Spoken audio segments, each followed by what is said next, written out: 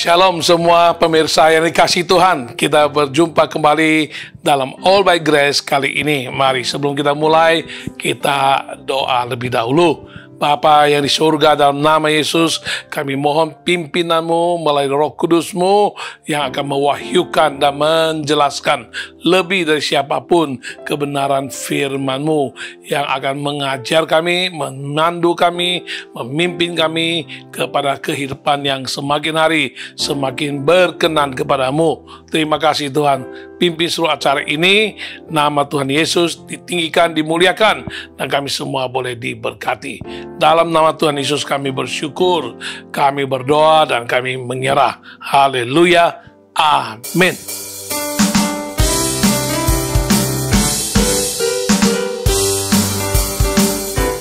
Jalan hidup orang benar diterangi oleh cahaya firman Tuhan. Jalan hidup orang benar semakin terang hingga rembang tengah hari. Apabila dia jatuh, tidaklah dibiarkan sampai tergeletak, sebab tangan Tuhan jua yang menopangnya dan membangunkan dia kembali.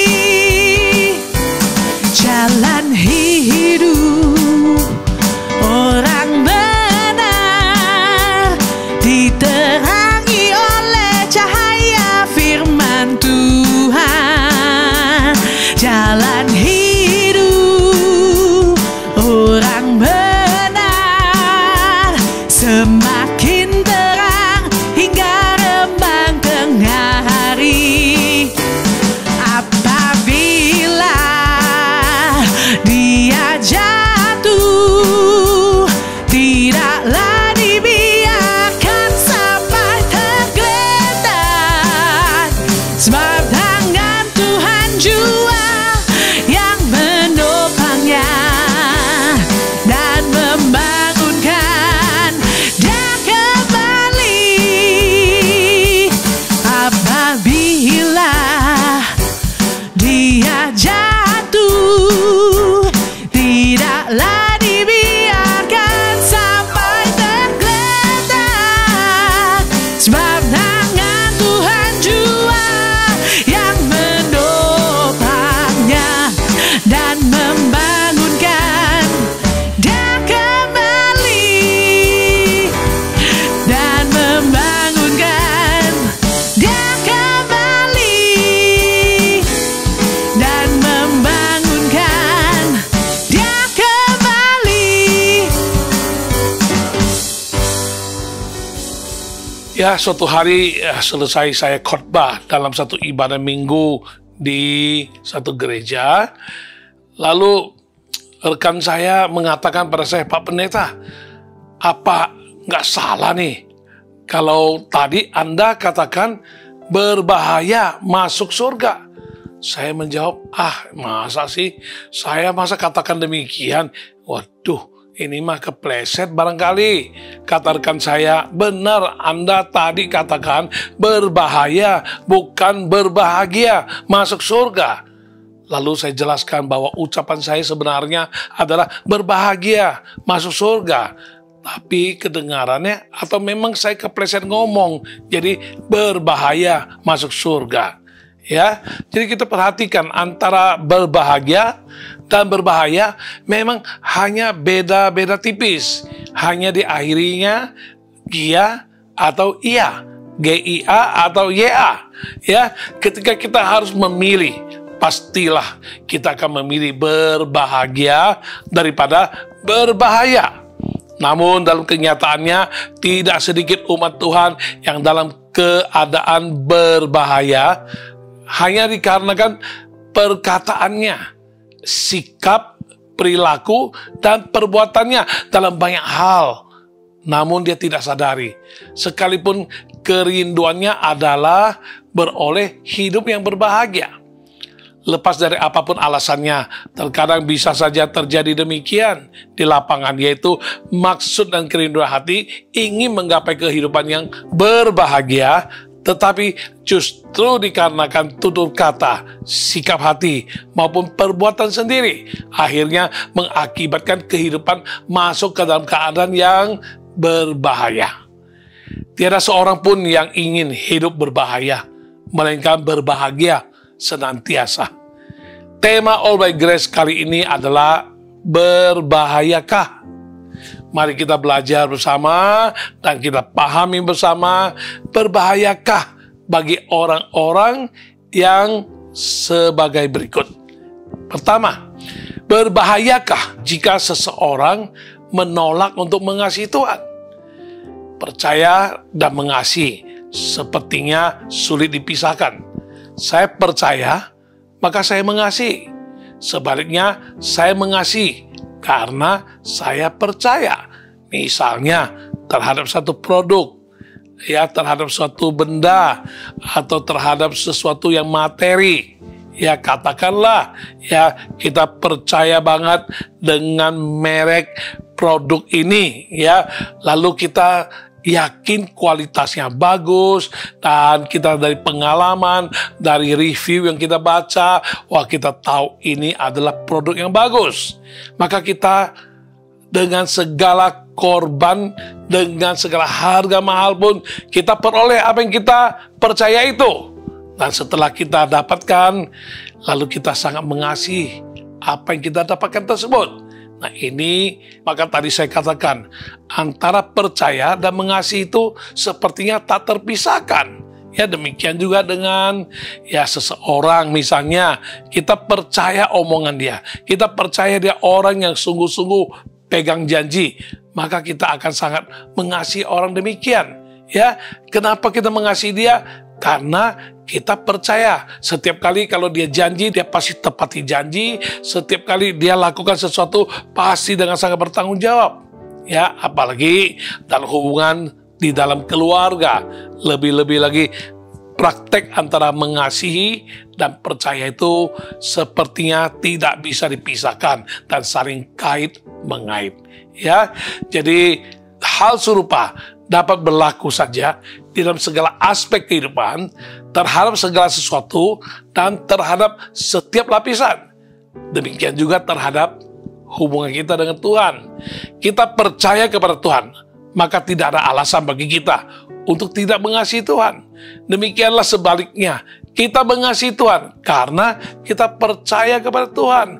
Ya, dia Tuhan yang dahsyat, dia Tuhan yang setia, dia Tuhan yang tepati janji, dia Tuhan yang luar biasa, dia Tuhan yang ajaib, dia Tuhan yang mendengar doa. Bahkan kita dengan percaya, kita melihat terus dan kita mengalami terus. Dan kita harus sewajarnya. Kita mengasihi Tuhan sedemikian.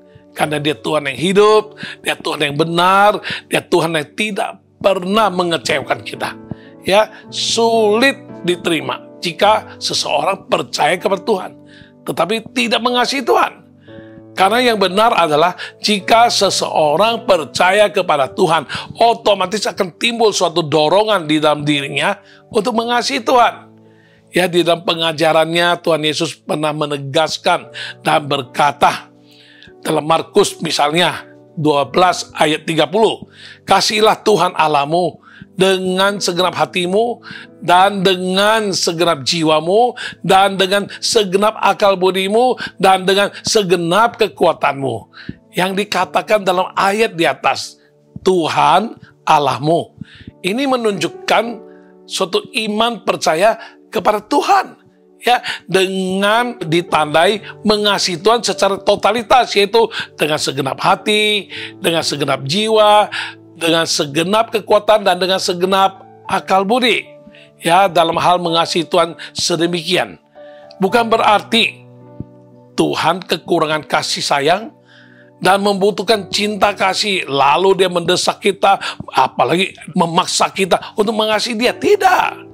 Ya, justru dengan kita mengasihi Tuhan, kita menunjukkan suatu hubungan atau relasi yang erat Dan relasi yang demikian itu dibangun di atas dasar iman, percaya yang teguh kepadanya.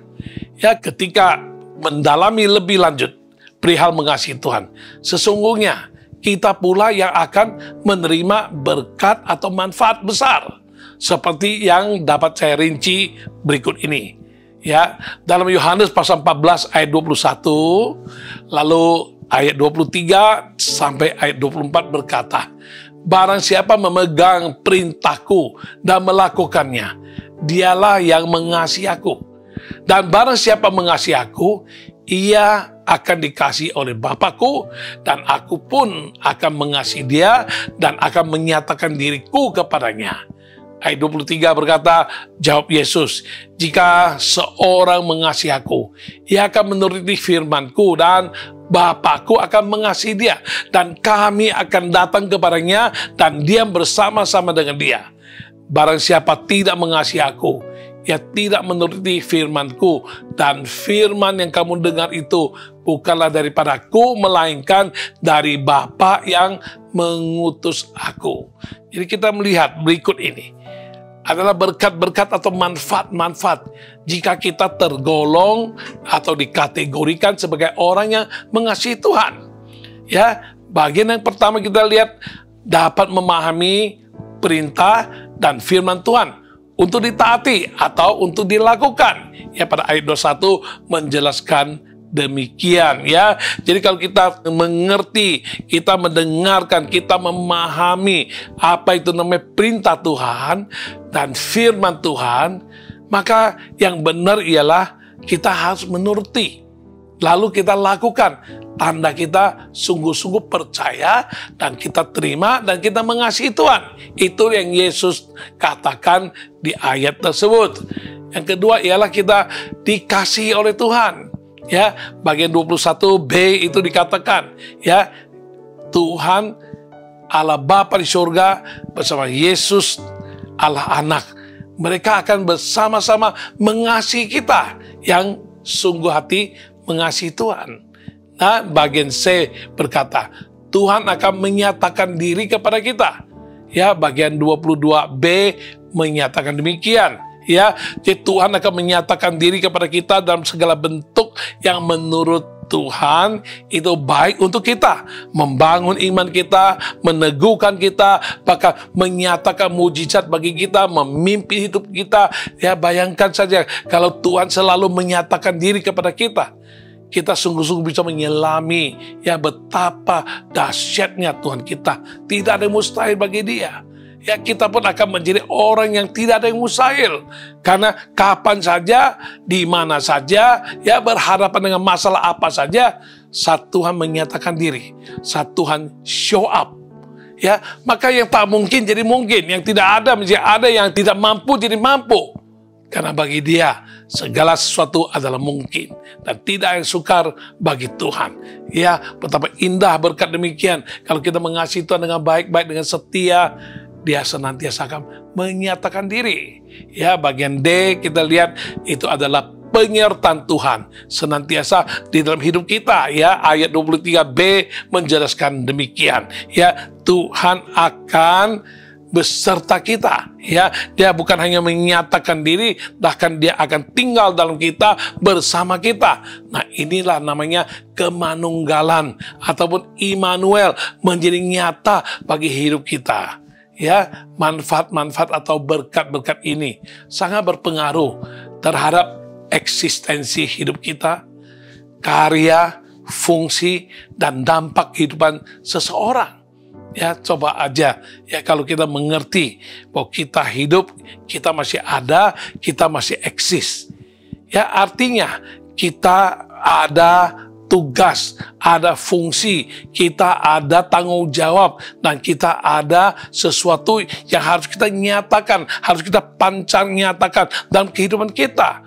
Walaupun kita secara manusia kita terbatas, namun dikarenakan penyertaan Tuhan selalu nyata dalam hidup kita, maka kita boleh tenang karena apa yang tidak mampu kita lakukan, Tuhan mampukan. Ya, segala perkara dapat kita tanggung di dalam Dia, Tuhan, yang menambahkan kekuatan pada kita. Ya, bagi manusia hal itu tidak mungkin, tetapi tidak demikian bagi Allah, sebab segala sesuatu adalah mungkin bagi Allah. Asal kita percaya, kita akan melihat kemuliaan Allah yang dinyatakan. Oleh karena itu, mengasihi Tuhan itu tidak ada ruginya. Kalau kita setia-setia mengasihi Tuhan, maka kita sebagai bentuk bukti daripada kita mengasihi Tuhan ialah lakukan apa yang menjadi perintah Tuhan, apa yang menjadi kehendak Tuhan, apa yang menjadi firman Tuhan. Bahkan kita akan disayang Tuhan, dikasihi Tuhan, dan Tuhan akan menyatakan diri secara komplit kepada kita, dan penyertaannya akan senantiasa kita rasakan, kita ngalamin, dan kita sungguh-sungguh dengan penyertaan Tuhan. Kita tidak sendirian lagi. Kita tidak perlu takut, tidak perlu khawatir, tidak perlu lagi gusar hati ataupun merasa cemas atau takut dan segala rasa-rasa tidak aman lainnya. Karena setiap peserta kita yang lemah dikuatkan, kita yang tidak mampu dimampukan. Ya, sungguh luar biasa berkat-berkat demikian jika kita sungguh-sungguh mengasihi Tuhan. Ada lagi bagian lain dalam catatan firman Tuhan yang lain menyatakan pada kita. Itu bagian E, kita tahu berkat atau manfaat karena mengasihi Tuhan. Kita akan mengalami campur tangan atau keterlibatan Tuhan di dalam segala sesuatu. Dan kesemuanya adalah demi kebaikan kita. Dalam Roma pasal 8 ayat 28 yang tidak asing lagi buat kita semua. Kita tahu sekarang bahwa Allah turut bekerja dalam segala sesuatu untuk mendatangkan kebaikan bagi mereka yang mengasihi Dia, yaitu bagi mereka yang terpanggil sesuai dengan rencana Allah. Ya, jadi Tuhan melibatkan diri, Tuhan campur tangan, Tuhan turut bekerja dalam segala sesuatu. Yang jadi masalah ialah, maukah kita menjadi orang yang sungguh hati mengasihi Tuhan? Kalau kita mengasihi Tuhan, kita tahu kita dikasihi Tuhan, dan Tuhan tidak pernah merancangkan yang buruk bagi kita, dan segala sesuatu yang baik untuk kita, Tuhan akan nyatakan buat kita. Sekalipun mungkin waktu Tuhan campur tangan, kita rasanya aduh rese nih, aduh sangat terganggu dan lain sebagainya. Ya, sepertinya ada rambu-rambu yang jangan langgar, ataupun ada aturan-aturan yang kaku dan lain sebagainya. Tapi kita tahu kalau Tuhan turut campur tangan. Sementara mungkin kita tidak mengerti, namun sekali peristiwa demi peristiwa kita lalui, atau kejadian demi kejadian kita temukan dan kita hadapi, kita baru tahu, rasakan, oh Tuhan sungguh luar biasa. Itu semua mendatangkan kebaikan bagiku. Ya, karena itu kita izinkan Tuhan yang mengasihi kita, karena kita mengasihi Dia juga. Maka dalam segala seluk-beluk dalam kehidupan kita, apapun yang kita hadapi, izinkan Dia turut campur tangan. Dia turut bekerja, pasti mendatangkan kebaikan buat kita yang mengasihi Dia. Jangan berhenti mengasihi Tuhan. Nah, bagian F dikatakan Tuhan sediakan apa yang tak pernah dilihat oleh mata kita, yang tak pernah didengar oleh telinga kita, dan yang tidak pernah terpikirkan dalam hati kita.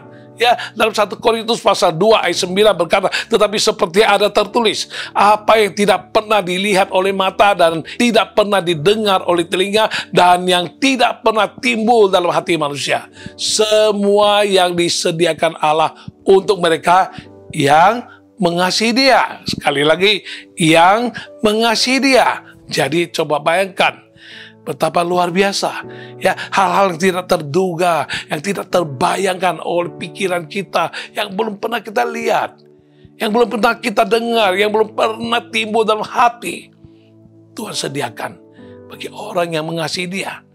Oleh karena itu, mengasihi Tuhan itu tiada ruginya. Tak betapa berbahayanya kalau kita tidak mengasihi Tuhan. Ya, berkat-berkat manfaat yang baik yang Tuhan mau berikan pada kita, kita tidak akan menerimanya.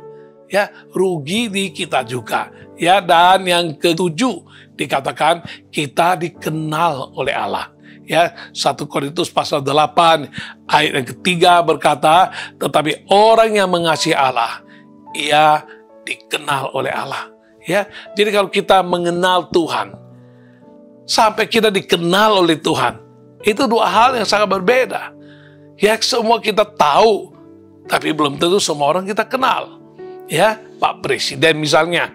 Ya, tapi kalau sampai Pak Presiden kenal dengan kita, wah, itu suatu perkara yang luar biasa. Karena kita kenal dia sekalipun, belum tentu Pak Presiden kenal sama kita.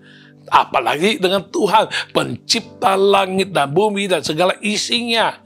Ya, dia Tuhan yang akbar, Tuhan yang besar, Tuhan yang dahsyat, Tuhan yang agung, Tuhan yang maha tahu, maha hadir, maha kuasa. Waduh, maha tahu. Dan dia Tuhan yang pegang kendali sejarah hidup manusia. Kita kenal dia, lalu kita percaya dia, dan kita mengasihi dia, dan kita pun dikenal oleh dia.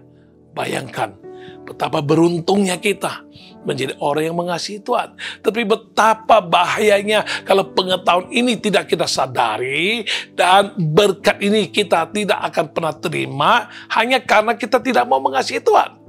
Ya, jadi kita lihat apa yang kita jabarkan di atas tadi. Minimal ada 7 berkat yang diperoleh oleh orang-orang yang mengasihi Tuhan, sebagaimana yang diuraikan di atas tadi.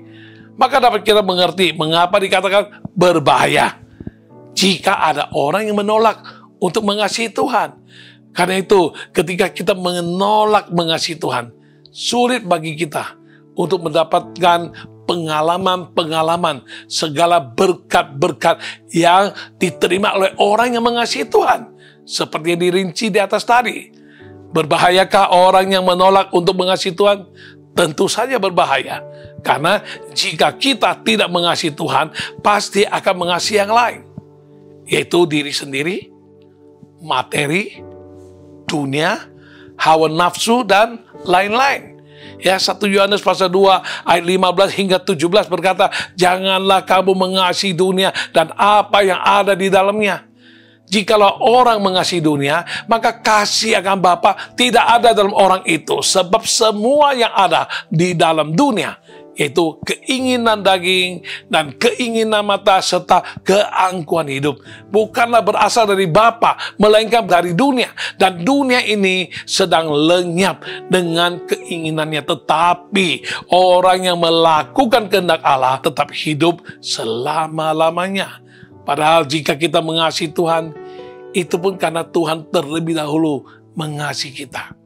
Ya, 1 Yohanes pasal 4 ayat 19 berkata, kita mengasihi karena Allah lebih dahulu mengasihi kita. Oleh karena itu, katakan sama Tuhan, Tuhan, biar aku boleh menyenangkan hatimu, aku boleh menjadi bejanamu yang boleh untuk dipakai Tuhan bagi memberitakan keajaibanmu, dan boleh dipakai Tuhan untuk menyalurkan berkatmu bagi dunia ini. Pakai aku Tuhan menjadi bejanamu Tuhan. Terima kasih Tuhan. Puji namamu. Haleluya.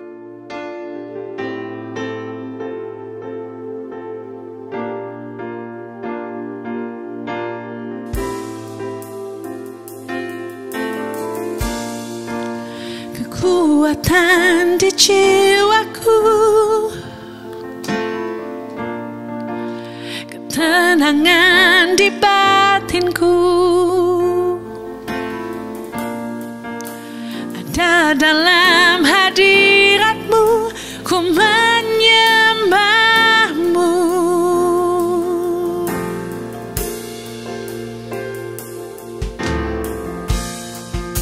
Tersungkurku di kakimu, rasakan hadiratmu. Takkan ku melepaskanmu, kau cahaya bagiku, mengiringmu seumur hidupku, masuk dalam rencanamu Bapa. Pikiranku, kehendakku,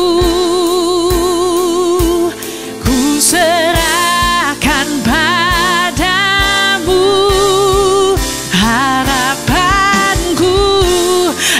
hanya di dalam-Mu ku kan teguh bersama-Mu Tuhan. Jadikan ku bejana-Mu untuk memuliakan-Mu.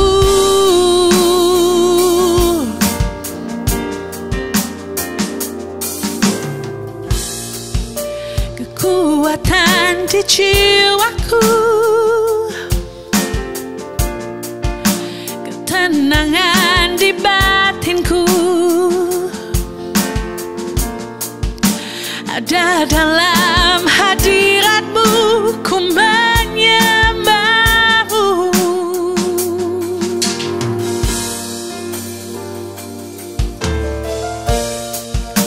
Tersungkurku di kaki-Mu,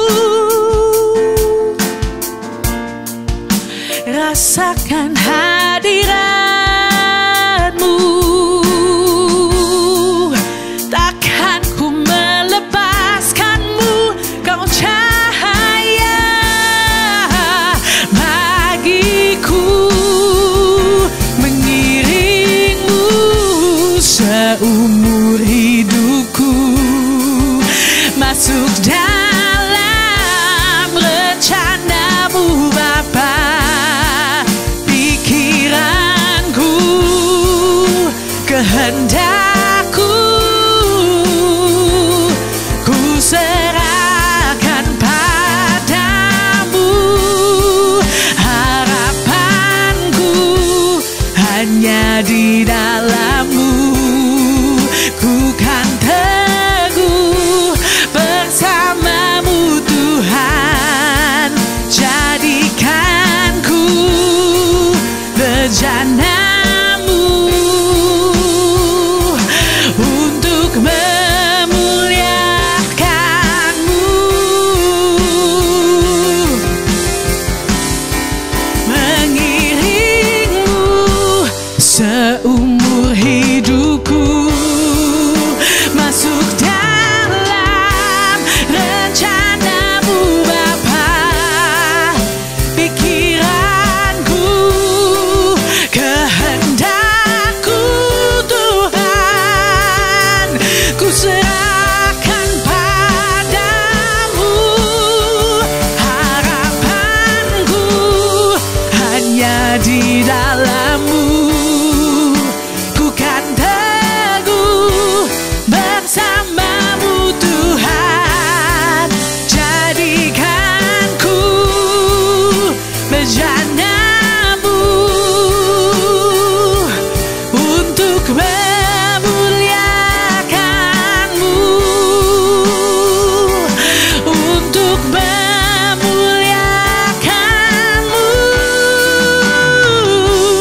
untuk memuliakan-Mu.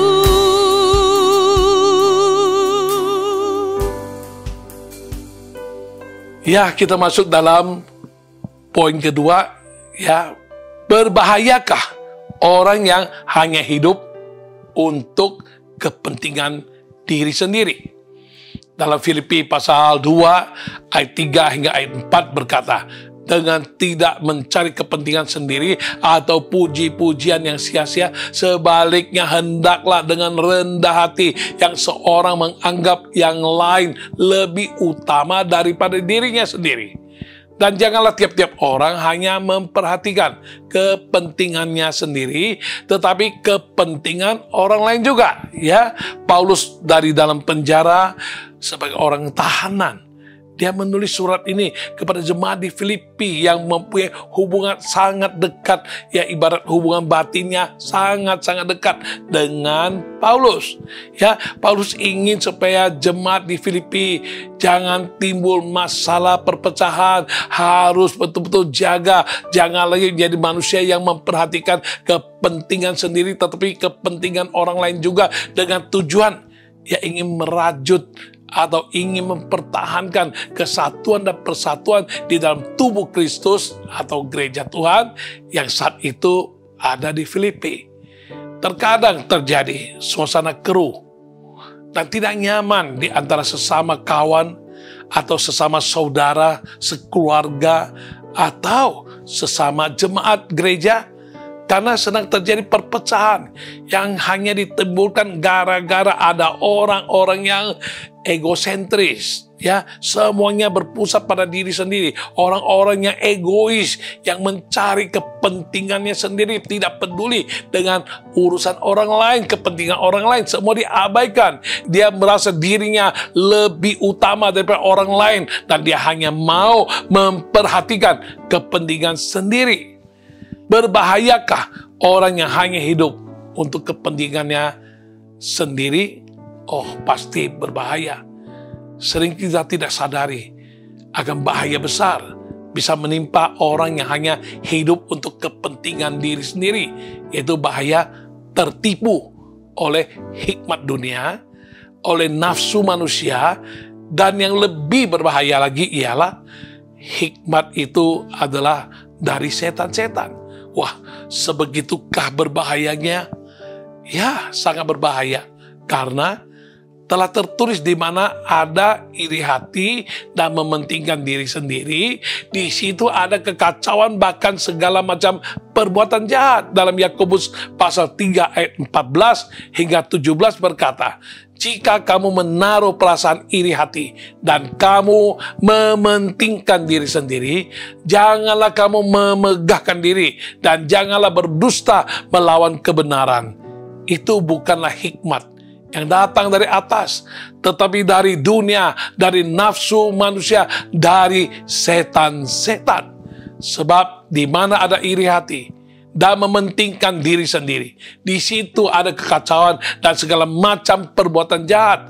Tetapi hikmat yang dari atas adalah pertama-tama murni, selanjutnya pendamai, peramah, penurut, penuh belas kasihan, dan buah-buah yang baik, tidak memihak dan tidak munafik.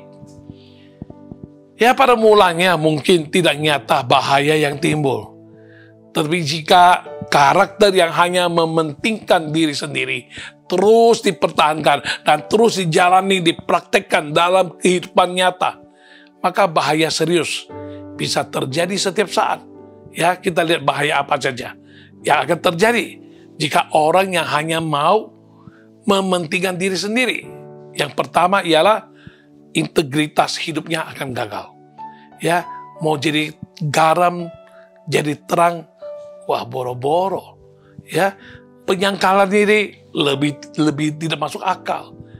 Bisa berbuah lebat, waduh, jangan terpikir oleh kita. Ya, karena dia hanya pentingkan diri sendiri, mau buah untuk siapa, mau berbuah untuk apa. Ya, jadi garam, jadi terang, mau untuk siapa? Kesaksian hidupnya boleh kata gagal total. Ya, suruh menyangkal diri, waduh, matikan diri, perasaan diri. Yang penting aku senang, yang penting tujuanku tercapai, yang penting aku tahu apa yang aku mau. Maka dia sungguh-sungguh ya hanya mau egois. Kepedulian terhadap orang yang hampir tidak pernah terlintas dalam pikirannya, ataupun dalam kegiatan, ataupun dalam kehidupan dan perbuatan. Gak pernah.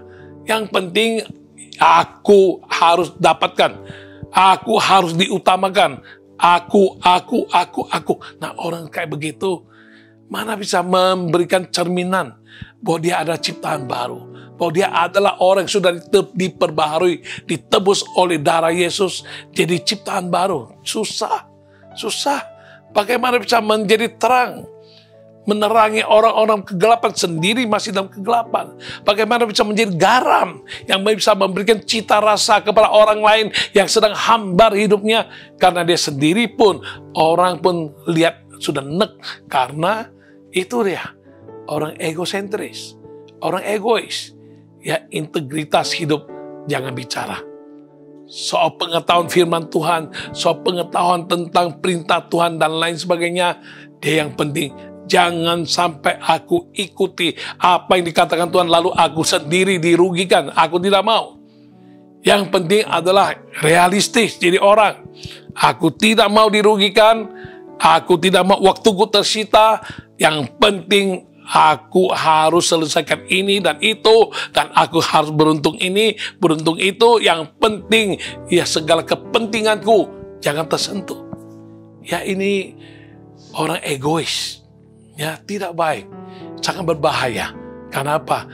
Selanjutnya dia akan menghalalkan segala cara demi tercapai tujuan, sekalipun dia harus mengorbankan orang lain. Ya, dia bisa menerima berkat, dia bisa menerima keberuntungan, tapi di atas penderitaan orang lain. Ya, apa saja dia halalkan.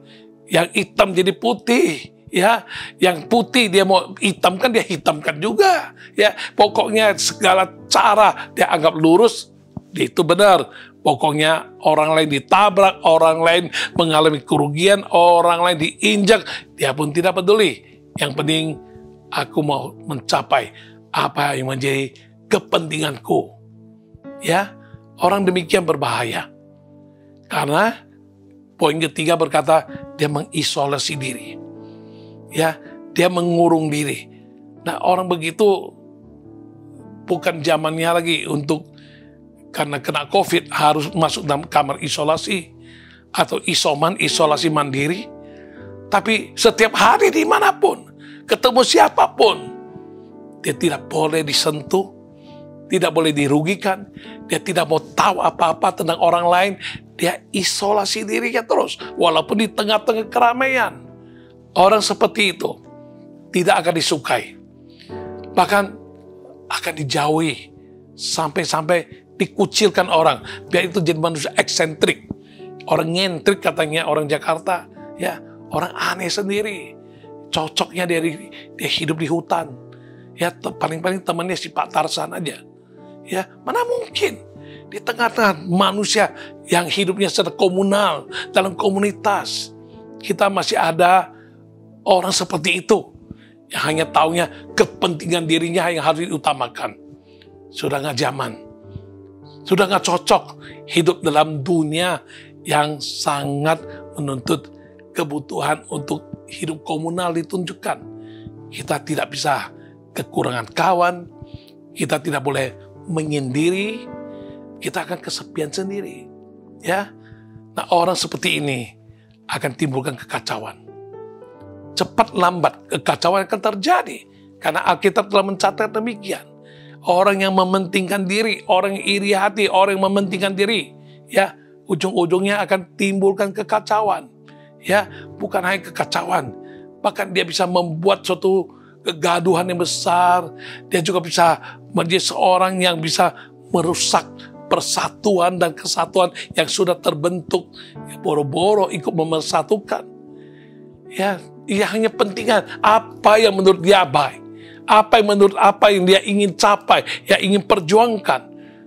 Pokoknya semua orang disikat, disikut semuanya.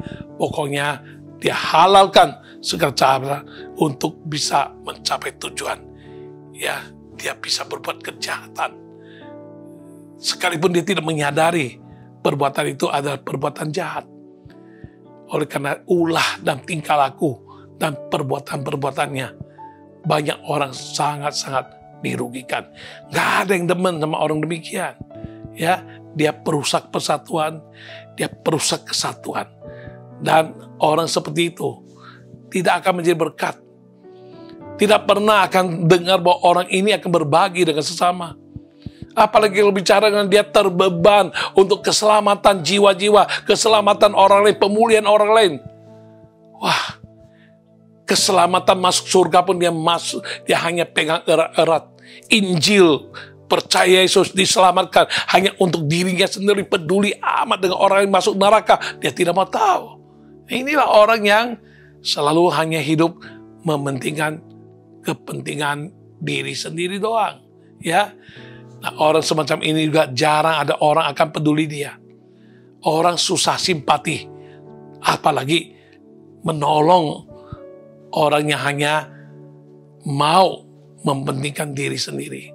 Ya, ketika dia membutuhkan pertolongan, semua orang langsung ingat tingkah langkah, perbuatan sikapnya. Ya, orang macam begini ditolong juga tidak akan kamsyah, tidak akan terima kasih.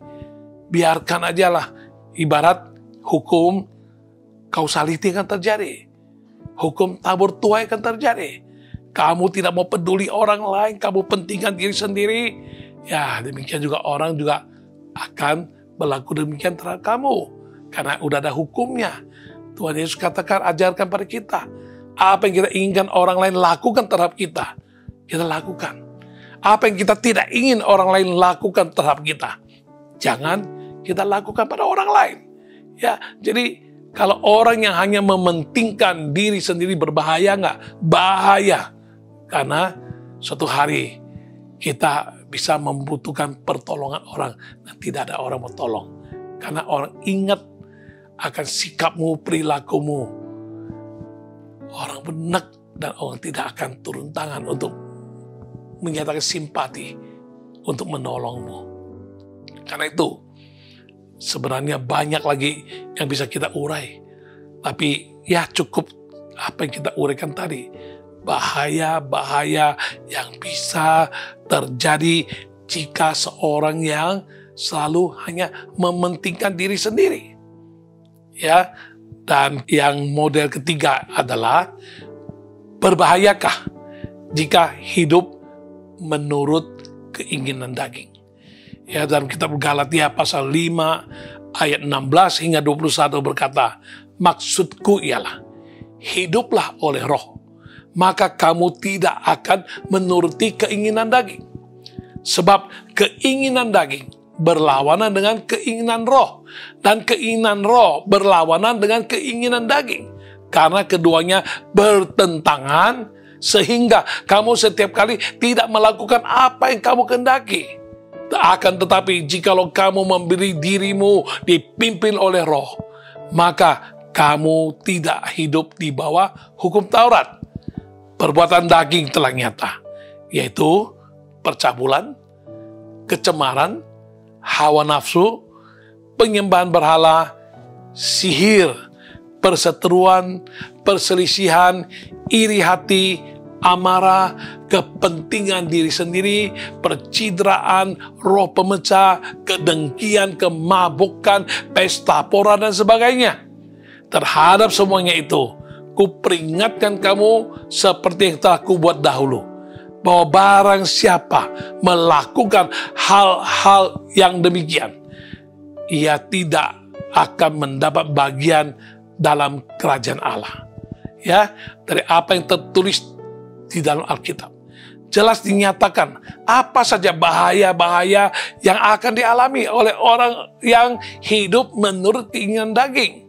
Ya, kita boleh ringkas ataupun simpulkan, antara lain, ya, orang yang hidup oleh karena menuruti keinginan daging, yang pertama dia tidak hidup oleh roh.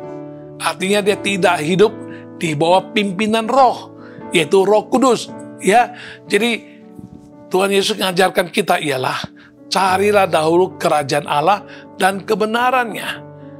Ya, maka semuanya itu akan ditambahkan kepadamu.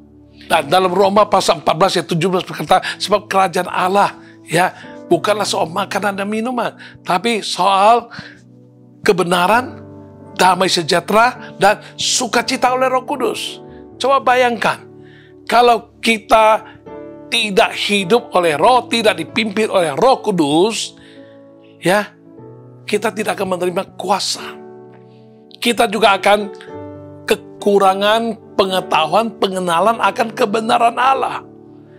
Dan damai sejahtera, sukacita oleh Roh Kudus tidak akan kita alami dalam kehidupan ini. Jadi kalau kita hidup menurut keinginan daging, semua keinginan daging yang kita turuti, keinginan roh yang akan mendatangkan damai sejahtera, yang akan memberikan sukacita oleh Roh Kudus, yang akan memberikan kita pengertian yang lebih jelas terhadap kebenaran Allah, bahkan kuasa yang luar biasa yang Tuhan miliki akan dicurahkan dalam hidup kita, akan dinyatakan kepada kita, tak pernah kunjung kita terima dan alami. Oleh karena itu, berbahaya. Sehingga orang lain lemah, kita lemah. Orang lain kompromi, kita juga kompromi. Karena kita tidak mempunyai kemampuan. Tidak ada kekuatan Roh Kudus menyertai kita.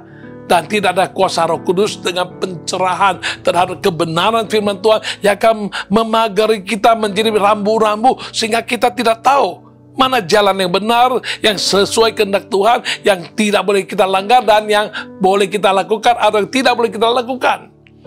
Kita tidak lagi dipimpin oleh Roh Allah. Ya, maka itu sangat-sangat berbahaya untuk hidup seseorang yang demikian. Bagian lain ialah kalau orang yang hidup hanya mengikuti keinginan daging, dia tidak bisa melakukan apa yang dikehendakinya. Ya, ayat yang ke-17b berkata, sehingga kita tidak dapat melakukan apa yang kita kehendaki. Ya, jadi walaupun hati kehendak kita ingin melakukan sesuatu yang baik, namun karena kita didominasi oleh kuasa kedagingan, bukan kuasa Roh Allah, maka apa yang kita kehendaki itu kebaikan adalah keinginan-keinginan kedagingan, keinginan-keinginan duniawi yang tidak selaras dengan apa yang dikehendaki oleh Tuhan. Ya, jadi kita tidak dapat melakukan apa yang dikehendaki sekalipun itu baik karena kita tidak punya kemampuan. Kita hidup terus di bawah keinginan-keinginan daging, keinginan-keinginan roh kita abaikan. Dan apa yang baik menurut keinginan roh, sekali kita sadar, kita ingin lakukan pun, kita tidak ada kemampuan. Karena kita mengabaikan pimpinan Roh Kudus. Kita mengabaikan kuasa Roh Kudus yang ada di atas kita, yang tinggal dalam kita. Dan kita tidak izinkan Roh Kudus untuk mengomando seluruh kehidupan kita, mengarahkan langkah hidup kita, bahkan menyatakan kebenaran firman Tuhan kepada kita lebih-lebih lagi, memberi pewahyuan lebih lagi, memberi pencerahan lebih lagi, menjelaskan lebih lagi, bahkan menyatakan kesalahan kita ataupun yang akan menyampaikan pada kita hal-hal yang akan terjadi di depan. Kita terus hidup dalam keinginan-keinginan daging. Kita terus hidup dalam segala hal-hal yang duniawi. Yang rohani sulit kita lakukan. Ya, sekalipun kita ingin, kita kehendaki, kita tidak mampu. Orang yang hidup menurut keinginan daging, dia akan hidup di bawah hukum Taurat. Ya, roh memberikan hidup dan kemerdekaan sejati. Tapi hukum akan membuat kita kepada kematian. Oleh karena itu, kita harus betul-betul terbebaskan daripada hukum Taurat yang kaku dan yang membuat kita akan sangat sulit untuk hidup di dalam alam supernatural, hidup dalam alam anugerah Tuhan. Ya, perbuatan daging akan menjadi nyata. Orang yang selalu hidup menurut keinginan daging. Ya, di Alkitab berkata, dari ayat ke-19 sampai 21 dari kitab Galatia pasal 5 tadi berkata, perbuatan daging telah nyata. Dan kita akan turutin semuanya. Antara lain adalah percabulan, kecemaran, hawa nafsu, penyembahan berhala, sihir, perseteruan, iri hati, amarah, kepentingan diri sendiri, percidraan, roh pemecah, kedengkian, kemabukan, pesta pora, dan sebagainya. Dan kita tahu semua apa yang disebutkan dalam ayat tersebut tentang perbuatan-perbuatan daging itu. Sebenarnya kita tidak usah dicocokkan lagi dengan Alkitab pun.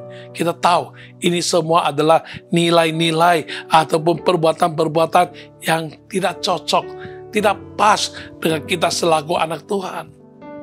Ya, namun apa daya, karena kita tidak di bawah pimpinan Roh Kudus, kita hidup tidak dengan roh, tapi hidup dengan daging, keinginan daging yang mendominasi kita, yang mengomando kita, mendorong kita, memotivasi kita, sehingga kita terus hidup dalam kenikmatan dosa, dan kita menjadi seragam dan senyawa dengan orang-orang yang tidak mengenal Tuhan.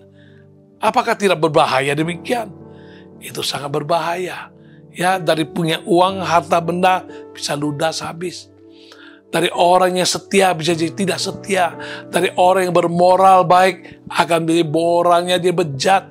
Dari orang yang bisa melakukan pekerjaan dengan jujur, dengan benar, akhirnya jadi terbelokkan, terbiaskan, dan terbawa senyawa dengan orang-orang duniawi. Lalu kita halalkan bahwa itu seolah-olah orang lain demikian, aku pun boleh demikian. Kita menimbulkan perpecahan, tapi kita tidak sadari. Ya, kita menimbulkan pencitraan, kita menjadi pemfitnah, kita iri hati. Wah, itu semua kalau diceritakan, sungguh semuanya itu tidak ada yang baik. Seharusnya kita sadar, jangan lagi hidup menuruti keinginan daging. Ya, jadi selanjutnya dikatakan, orang-orang yang hidup menurut keinginan daging, dia tidak akan mendapat bagian dalam kerajaan Allah, bahkan maut menantikannya. Dalam Roma pasal 8 ayat ke-6 berkata, karena keinginan daging adalah maut, tetapi keinginan roh adalah hidup dan damai sejahtera. Ya, jadi kita harus sadari, kalau kita hidup menurut keinginan daging, pada ayat yang tadi sebelum kita baca dalam kitab Galatia, tidak dapat bagian dalam kerajaan Allah. Sebaliknya dalam Roma yang kita baca tadi, ya, maut akan menantikan dia dan dia tidak akan bisa menikmati damai sejahtera, tidak akan menikmati pimpinan Roh Kudus dalam kehidupannya, dan dia tidak ada kehidupan yang sungguh-sungguh. Karena keinginan daging itulah yang dituruti. Selanjutnya, orang yang hidup menurut keinginan daging berbahaya karena dia menjadi seteru Allah. Ya, dia menjadi lawannya Tuhan. Roma 8 ayat 7 berkata, sebab keinginan daging adalah perseteruan dengan Allah, karena ia tidak takluk kepada hukum Allah. Hal ini memang tidak mungkin baginya. Jadi, untuk menjadi anak Tuhan yang berkenan kepada Tuhan, betapa susah. Tetapi kalau untuk kita menjadi orang yang menjadi musuhnya Tuhan ataupun seterunya Tuhan, wah, itu sangat mudah. Ya, kita hanya senyawa saja dengan dunia. Kita tidak mau lagi ikuti pimpinan Roh Kudus. Kita ikuti keinginan daging, keinginan mata, keangkuhan hidup, dan kita ikuti terus segala hawa nafsu, segala hal yang dilakukan oleh duniawi. Dan demikian kita menjadikan kita adalah seterunya Allah. Kalau kita menjadi seterunya Allah, bukan hanya murka ada di atas kita, bahkan siapa sih yang mampu melawan Tuhan? Kalau kita bermusuhan dengan sesama manusia, itu hidup pun nggak enak. Ya, seteru dengan seteru, saling bertikai, ya, saling berperang, saling bermusuhan, saling menyakiti, saling melukai. Itu bukan kehidupan yang nyaman. Itu sangat menderita. Tetapi kalau kita dengan Allah, Allah yang Maha Kuasa, Allah yang adalah api yang menghanguskan. Coba kalau kita jadi musuh atau seterunya Allah. Waduh, betapa bahayanya. Ya, tiap hari kita ketemu hal-hal yang bukan membawa keberuntungan, tetapi orang berkata, naas sekali. Ya, sial sekali. Aduh, cilaka terus, di bawah murka. Ya, tidak ada berkat, selalu kering, selalu mentok, selalu buntu. Nah, ini namanya seteru dengan Allah. Gampang kalau mau jadi seteru Allah. Ikuti aja keinginan daging. Ya, keinginan daging itu perseteruan dengan Allah. Dan selanjutnya dikatakan, kalau kita terus hidup dengan keinginan daging, kita tidak akan ada ketenangan jiwa. Kita rentan untuk jatuh ke dalam pencobaan.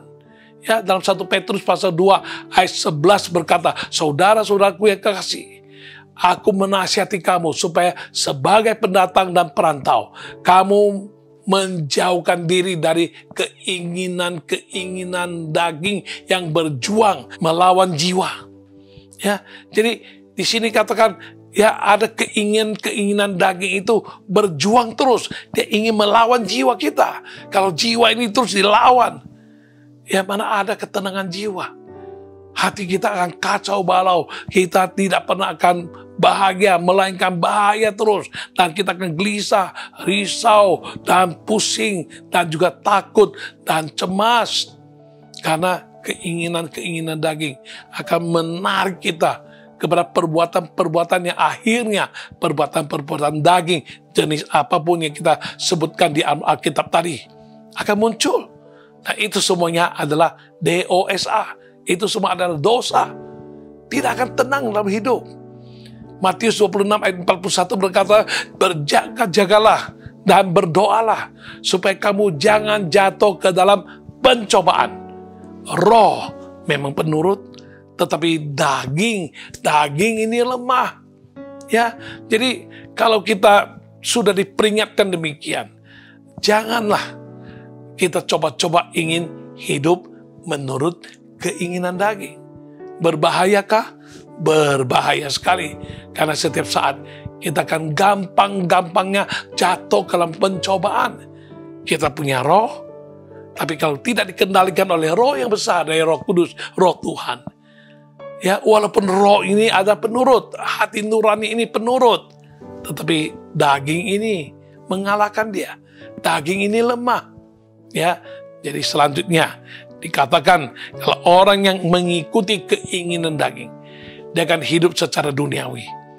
Karena keinginan daging memang berasal dari dunia. Ya, 1 Yohanes pasal 2 ayat 16 berkata, sebab semua yang ada di dalam dunia, yaitu keinginan daging dan keinginan mata serta keangkuhan hidup, bukanlah berasal dari Bapa, melainkan dari dunia.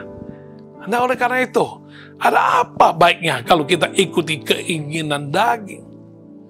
Semua itu adalah perkara-perkara yang akan menarikmu, menjerumuskanmu kepada senyawa dengan orang-orang yang belum mengenal Tuhan. Semua itu keinginan daging adalah berasal dari dunia. Sedangkan kita baca selanjutnya kalau dalam 1 Yohanes itu berkata, dunia sedang hilang, sedang lenyap dengan segala keinginannya. Artinya semua keinginan dunia ini semuanya akan pelan tapi pasti akan hilang lenyap. Karena semuanya ini akan ditelan oleh kefanaan, oleh kesementaraan dunia ini. Karena itu saudari, marilah ditanya kepada Anda, berbahayakah orang yang hidup menurut keinginan daging? Anda bisa jawab sendiri, aku tidak mau. Aku tidak mau hidup dan berbahaya dengan cara hidup menurut keinginan dagingku. Aku mau berubah. Aku mau hidup di bawah pimpinan Roh Allah. Dan walaupun itu bertentangan keinginan daging dengan keinginan roh, namun karena Roh Kudus besertaku, dia lebih besar dari segala-gala roh di dunia ini. Maka kita dapat mengalahkan semua keinginan-keinginan daging tersebut. Dan kita akan berjalan sesuai dengan rambu-rambu kebenaran firman Tuhan. Dan kita akan keluar sebagai pemenang.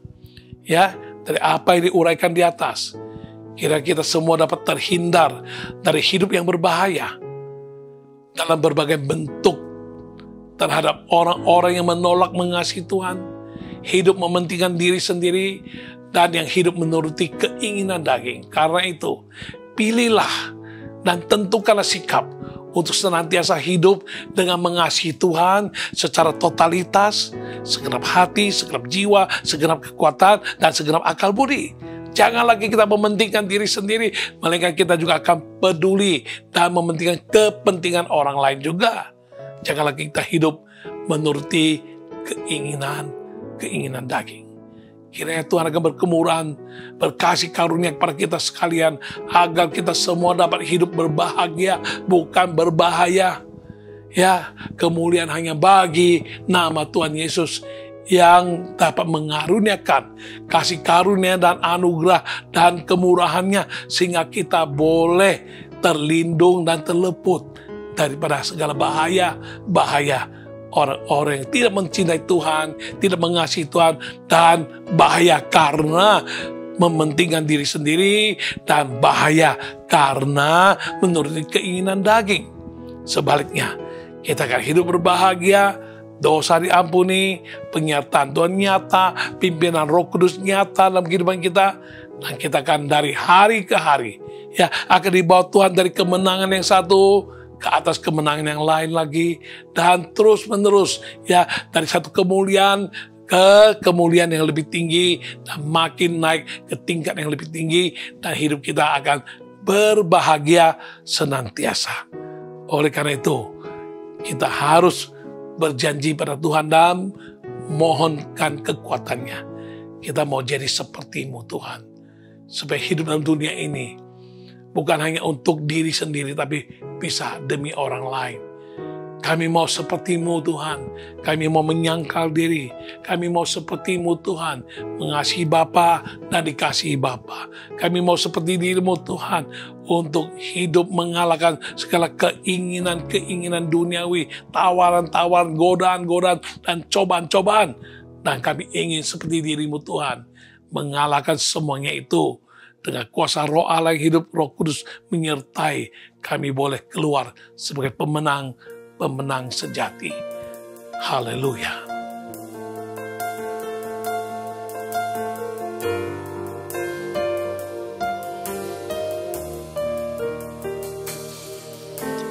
Bapa, Kau setia, takkan meninggalkan, dan ku percaya Engkau milikku dan ku milik-Mu. Kerinduanku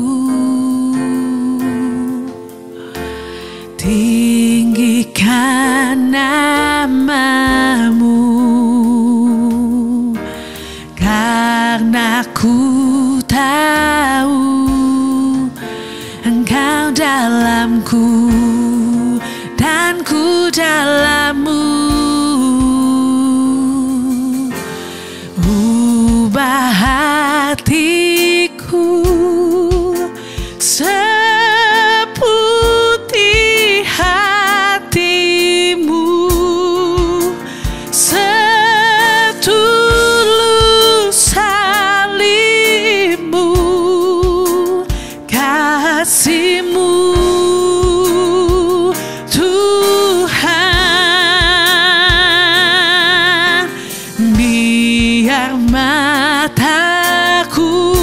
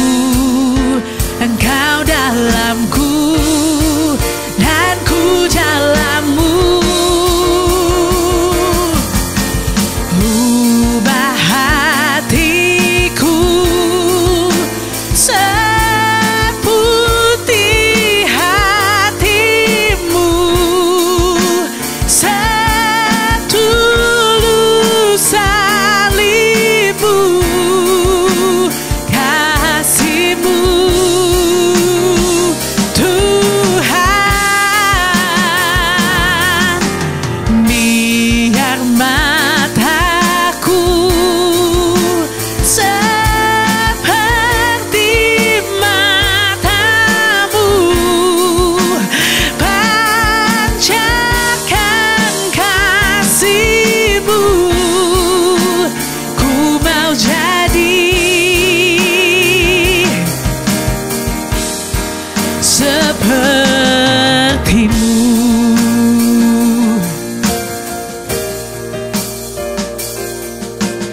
Ubah hatiku seputih hatimu, setulus salibmu, kasihmu Tuhan. Biar mataku seperti matamu, pancarkan kasihmu. Ku mau jadi sepertimu.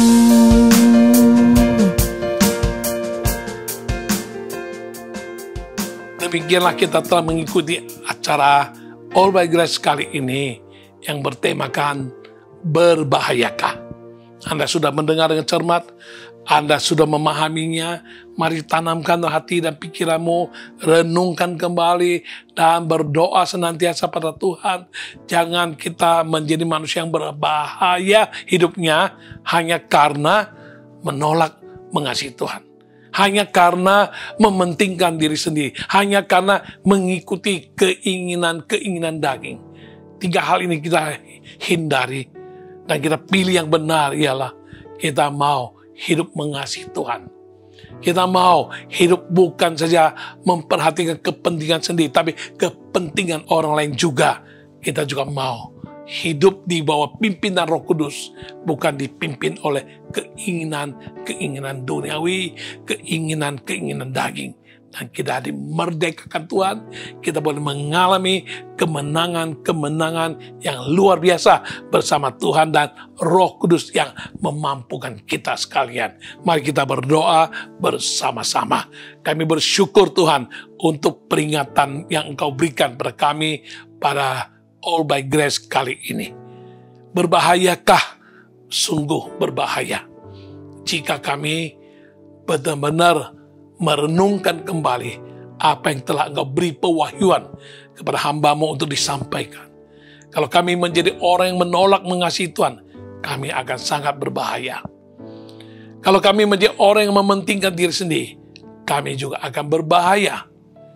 Jikalau kami hidup menurut keinginan daging, banyak bahaya akan selalu kami alami dalam kehidupan ini. Karenanya Tuhan, tolong kami Tuhan, beri pewahyuan, beri kekuatan ekstra.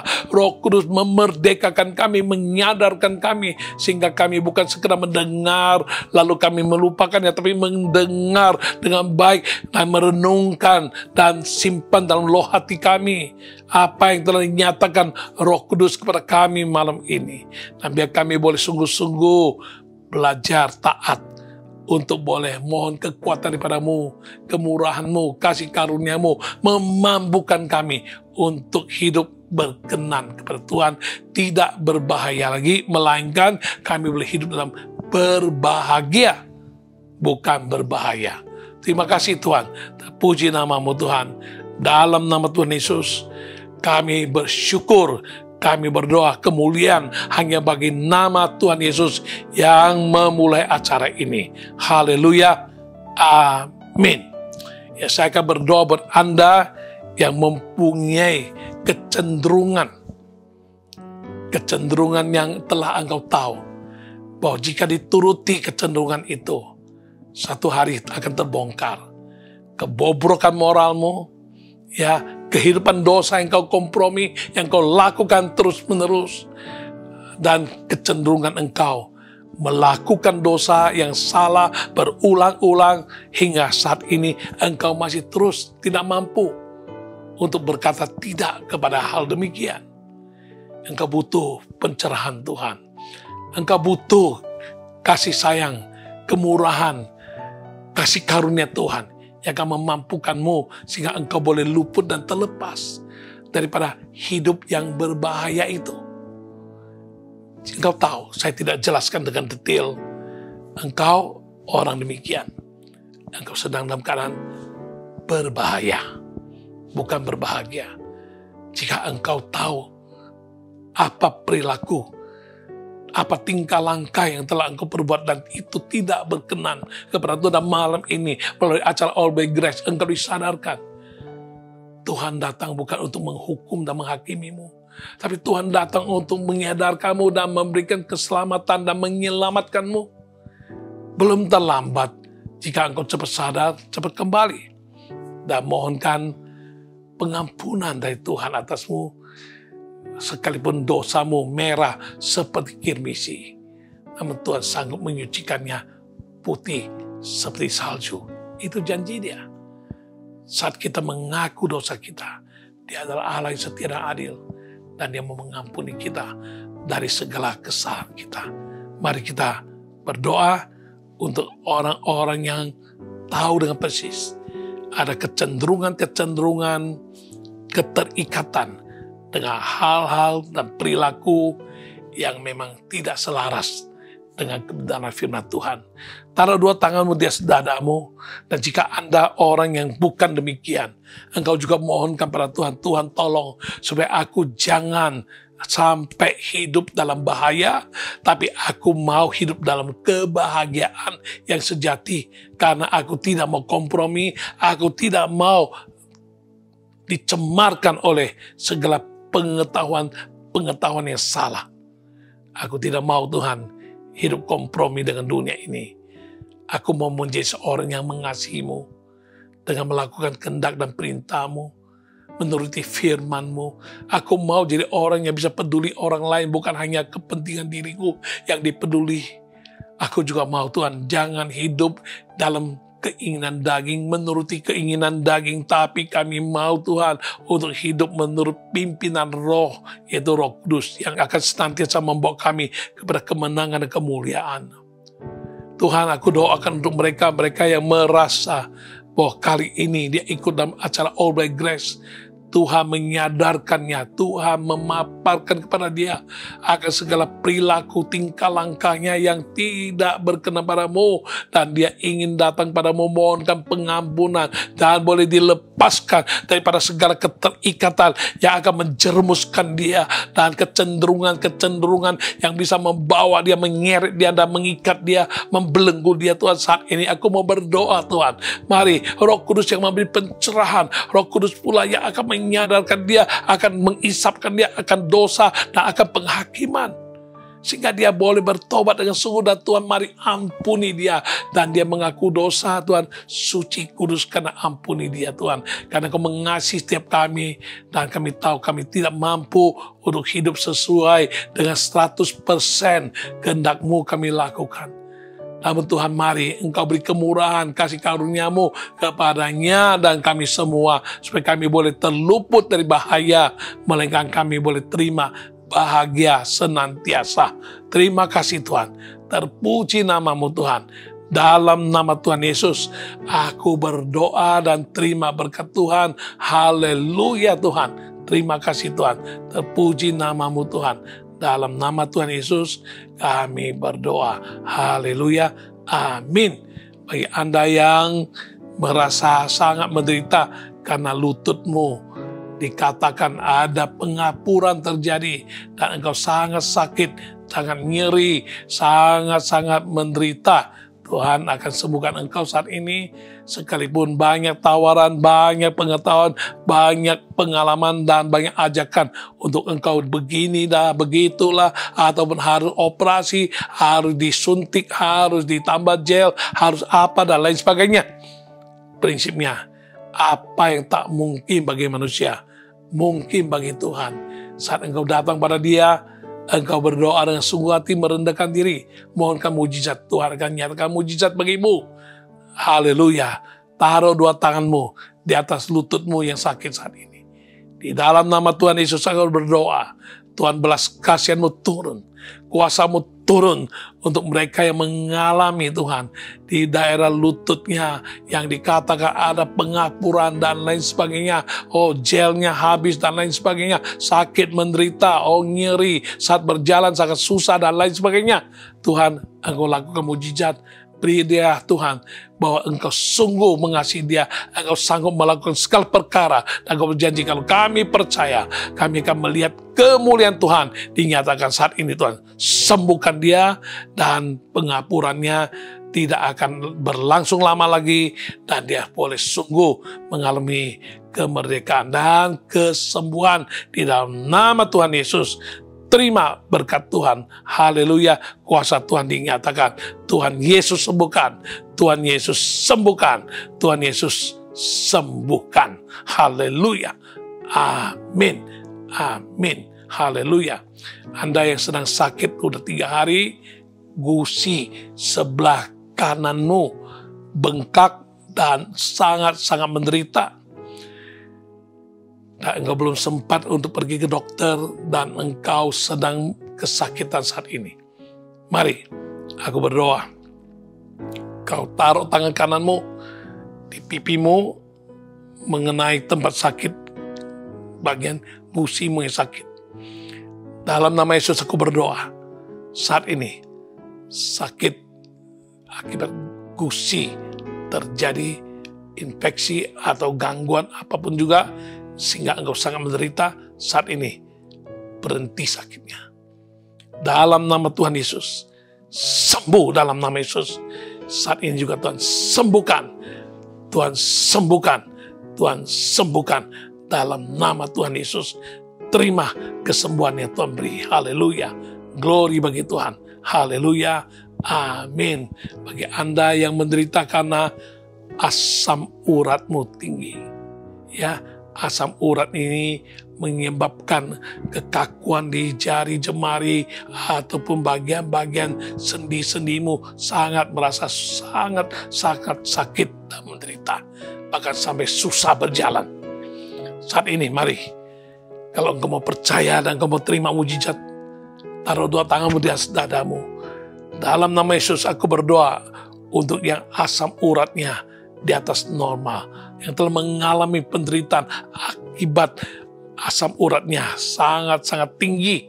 Tuhan, saat ini aku berdoa bagian-bagian yang sudah terpengaruh sampai menderita sakit, dalam nama Tuhan Yesus, sendi-sendi maupun otot-otot, syaraf-syaraf dan bagian-bagian ya jari jemari atau tempat-tempat tertentu yang merasakan ada kekakuan dan lain sebagainya, saat ini dalam nama Tuhan Yesus sembuh. Asam uratnya turun dalam nama Yesus. Dalam nama Tuhan Yesus. Dalam nama Tuhan Yesus. Jadilah sembuh. Sembuh.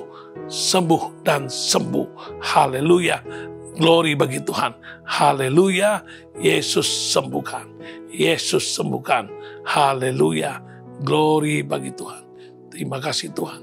Terpuji namamu di telinga sebelah kanan. Bagian belakang telingamu. Ada satu benjolan segede gundu kelereng. Engkau khawatir ini tumor, ini benjolan, kenapa? Seperti makin hari makin besar, sepertinya ada rasa sakit saat ini. Kenapa demikian? Kalau keperiksa dokter, nanti dia harus biopsi dan lain sebagainya. Dibilang tumor, dibilang ini, dibilang itu, sangat menakutkan. Tapi kalau tidak disembuhkan, bagaimana? Mari Tuhan sembuhkan aku saat ini. Orang demikian, taruh tanganmu di atas benjolan tersebut, di belakang telinga sebelah kanan. Dalam nama Tuhan Yesus, aku berdoa, benjolan yang di belakang telinga kanannya, saat ini mengalami mujizat. Kempes, kempes, kempes, dan sembuh dalam nama Yesus. Kuasa Tuhan dinyatakan dalam nama Tuhan Yesus Kristus. Terima kesembuhan. Haleluya. Glory bagi Tuhan. Haleluya. Terima kasih Tuhan. Terpuji namamu Tuhan. Glory. Haleluya. karena pandemi berkepanjangan, usaha keuangan terpuruk. Engkau sudah berusaha dan engkau sudah berunding dan sudah matang, rencanakan dengan baik bersama dengan pasangan hidup akan memulai satu usaha baru yang walaupun belum pernah engkau lakukan, belum pernah engkau coba, namun engkau sudah tekad yang bulat, engkau sudah bersehati. Saat ini engkau mau memulai usaha baru. Walaupun usaha ini seperti usaha kecil-kecilan, usaha yang bisa-bisa dianggap usaha yang remeh, usaha yang kelas bawah. Tapi kalau engkau tekuni dengan sungguh hati, Tuhan bisa membuat engkau berhasil. Mari saat ini kita berdoa. Engkau suami istri pegangan tangan di dalam nama Tuhan Yesus. Hamba mau berdoa untuk mereka karena masa pandemi berkepanjangan, keterpurukan di berbagai bidang terjadi. Mereka putuskan suami istri akan memulai suatu usaha baru kecil-kecilan yang mungkin bisa dianggap pekerjaan yang sangat remeh, sangat hina, sangat kecil-kecilan. Namun Tuhan, kalau mereka tekuni dengan sungguh, Tuhan, kemampuan untuk bisa mendapatkan kekayaan itu adalah daripadamu, karena Engkau berjanji. Engkau katakan demikian. Oleh karena itu kami percaya Tuhan, apa yang dikatakan oleh firman-Mu, ya, kemampuan, kekuatan untuk memperoleh kekayaan. Ulangan 8 ayat 18 berkata demikian. Kami terima saat ini dalam nama Yesus Tuhan. Mereka mau menjunjung Tuhan, mereka mau setia, mau sehati, mau sungguh hati, mulai dari bawah, mulai dari kecil. Dalam nama Yesus Tuhan, berkati usaha baru tersebut. Tuhan kasih dia keberhasilan. Tuhan berkati tangan-tangan mereka, apa yang dipegang dikerjakan menjadi berhasil. Dalam nama Tuhan Yesus, kami akan terima kesaksian. Ya, tidak lama, dalam beberapa minggu ke depan, kami akan dengarkan Tuhan betapa Engkau lakukan mujizat ekonomi bagi mereka. Mereka akan sangat menikmati usaha baru tersebut, diberkati oleh Tuhan dan boleh berhasil. Dalam nama Tuhan Yesus, kami bersyukur, kami berdoa, dan kami berserah. Dan akhirnya Tuhan, hamba mau berdoa untuk semua yang mengikuti acara All by Grace ini. Mari Anda semua dengan segala pergumulanmu, kebutuhanmu, kerinduanmu, segala apa yang menjadi pergumulan selama ini, apa yang kau ingin didoakan saat ini, taruh dua tanganmu di atas dadamu, sambil engkau berkata pada Tuhan, Tuhan, aku pegang janjimu yang menyatakan, jika kami percaya, kami akan melihat kemuliaan Allah dinyatakan. Saat ini kami percaya, walaupun didoakan dari jarak jauh, melalui layar kaca sekalipun, tapi kami percaya mujizat Tuhan itu nyata. Tuhan, aku berdoa untuk mereka yang beriman dengan sungguh, mau melihat kemuliaan Tuhan dinyatakan dalam segala pergumulan, dalam segala keperluan, dalam segala kerinduan yang mereka gumulkan selama ini. Tuhan, saat ini mereka dengan sepenuh hati berdoa menyatakan kepadamu. Tuhan, jawab satu persatu. Yang sakit Engkau sembuhkan, yang masalah ekonomi Engkau pulihkan, yang masalah keluarga, masalah hubungan Engkau bereskan dengan caramu ajaib. Dan Tuhan, yang masalah studi, masalah keuangan, masalah pekerjaan, masalah perjodohan, masalah masa depan, oh Tuhan, masalah usaha sekalipun, mari Tuhan Engkau lakukan mujizat satu persatu dan sesuai dengan janjimu. Jika kami percaya, kami akan melihat kemuliaan Allah dinyatakan. Kami terima mujizat bagi semua yang datang padamu dengan sepenuh hati dan percaya sesuai dengan iman mereka. Jadilah pada mereka. Dalam nama Tuhan Yesus, kami terima jawaban doa, kami terima berkat Tuhan, kami terima mujizat dari Tuhan di dalam nama Tuhan Yesus Kristus. Tuhan Yesus yang melakukan mujizat menyatakan diri bagi semua yang percaya. Haleluya. Dan akhirnya kami akhiri acara All by Grace kali ini. Mari Tuhan, Engkau yang ditinggikan, dimuliakan, dan Engkau yang akan mencurahkan berkat-Mu bagi semua yang mengikuti acara ini dengan sesungguh hati.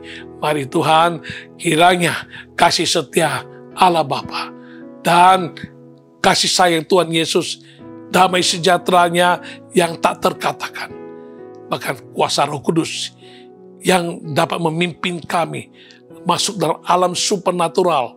Kuasanya yang memampukan kami mengalami mujizat demi mujizat. Ini semua akan menjadi berkat bagi kami dari Allah Tritunggal. Di dalam nama Tuhan Yesus kami terima berkat ini, dan kami diberkati untuk menjadi berkat mulai hari ini sampai Maranatha. Tuhan Yesus datang kembali kedua kalinya. Dalam nama Tuhan Yesus kami bersyukur, kami berdoa. Kemuliaan bagi Yesus Kristus. Haleluya. Amin. Amin. Dengan demikian berakhir sudah acara All by Grace kali ini. Dan kita berjumpa kembali dalam program mendatang Jumat depan jam 18.30 waktu Indonesia Barat. Tuhan Yesus memberkati semua. Shalom sekali lagi. Haleluya. Amin.